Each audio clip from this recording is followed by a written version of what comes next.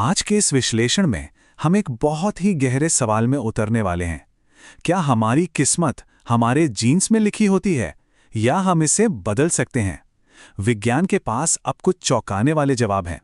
अक्सर ये सवाल हमारे सामने आता है ना, कि हमारी पहचान आखिर बनती कैसे है? क्या हमारे जीन्स से, जिसे हम नेचर कहते हैं, या फिर हमारे माहौल और परवरिश से, यानी नर्चर? सदियों से ये बहस चलती आ रही है। पर क्या हो अगर इसका जवाब ये या वो नहीं, बल्कि कुछ और ही हो? देखिए, पहले तो ऐसा माना जाता था कि ये दोनों, यानी हमारी आनुवंशिक बनावट और हमारे बाहरी हालात, एक दूसरे के खिलाफ हैं, एक तरह की जंग चल रही है। लेकिन अब विज्ञान ये बता रहा है कि ये जंग नहीं, बल्कि एक तरह की बातचीत है, एक जुगलबंदी है। तो ठीक है, इस बातचीत को समझने के लिए सबसे पहले हमें अपने शरीर की उस बुनियादी लिखावट को समझना होगा, वो कोड जो हम सबको एकदम यूनिक बनाता है। और ये कोड है डीएनए।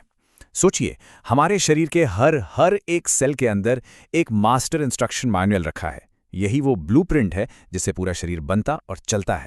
अब इस मैनुअल के अंदर हैं खास रेसिपीज। इन रेसिपीज को ही हम जीन्स कहते हैं। हर जीन में एक खास प्रोटीन बनाने का तरीका लिखा होता है, और यही प्रोटीन हमारे शरीर के बिल्डिंग ब्लॉक्स हैं। और ये सारी रेसिपीज यानी जीन्स बहुत ही करीने से पैक की हुई हैं। इन पैकेजेस को कहते हैं क्रोमोसोम। कुल 23 जोड़े होते हैं, जिनमें से एक सेट हमें अपनी मां से मिलता है और दूसरा अपने पिता से। तो अब एक मजेदार सवाल खड़ा होता है, अगर हमारे शरीर की लगभग हर कोशिका में, हर सेल में एक ही डीएनए, एक ही इंस्ट्रक्शन मैनुअल है, तो फिर एक सेल दिल का काम कैसे करता है और दूसरा दिमाग का? और सबसे बड़ा सवाल, क्या इस पूरी प्रक्रिया पर हमारा कोई कंट्रोल है?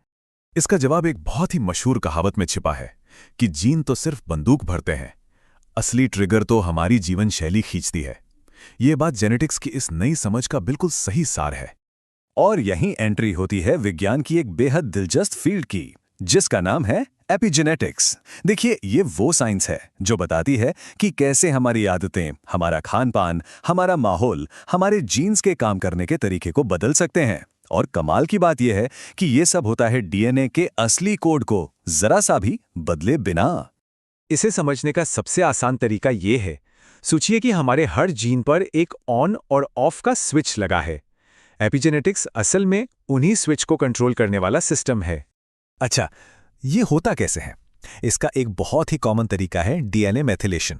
इसमें होता यह है कि हमारे माहौल से, मान लीजिए हमारे खाने या तनाव से, एक सिग्नल आता है, और उस सिग्नल की वजह से एक छोटा सा केमिकल टैग, एक मिथाइल ग्रुप, जीन से जाकर चिपट जाता है।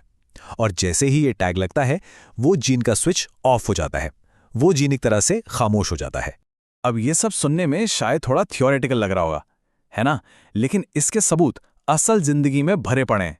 और इसे साबित करने के लिए रिसर्चर्स के पास एक बहुत ही पावरफुल टूल है। ये टूल है आइडेंटिकल ट्विन्स पर की जाने वाली स्टडीज।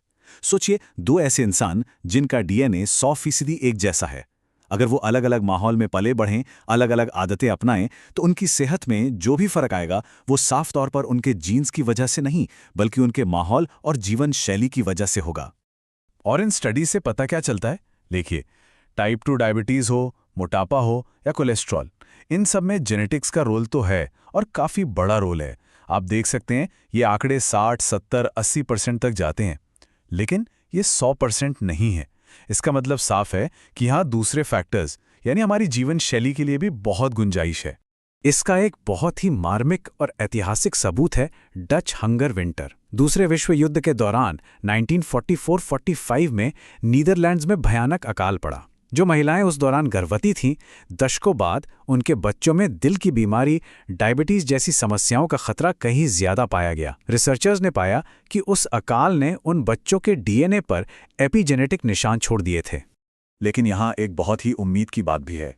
ये एपिजेनेटिक बदलाव पत्थर की लकीर नहीं है, इन्हें पलटा जा सकता है। जैसे कि ये चार्ट देखिए, स्मोकिंग करने वालों में एक खास जीन पर मेथिलेशन का लेवल कम हो जाता है, लेकिन जब कोई स्मोकिंग छोड़ देता है तो धीरे धीरे ये लेवल वापस नॉन स्मोकर्स जैसा होने लगता है।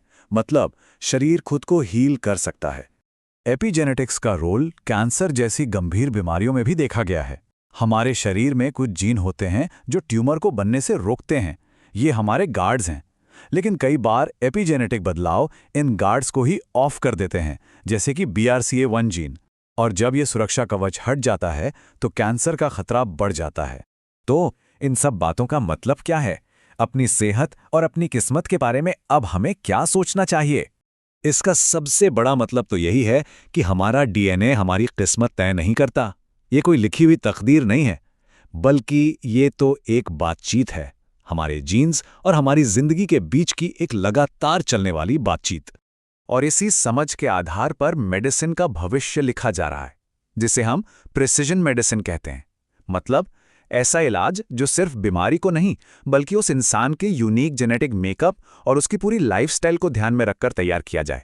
तो आखिर में ये एक सवाल हम सबके लिए है, ये जानकर कि हमारे फैसले, हमारी आदतें हमारे जीन्स तक को प्रभावित कर सकती हैं, तो आज हम अपने लिए क्या चुनेंगे?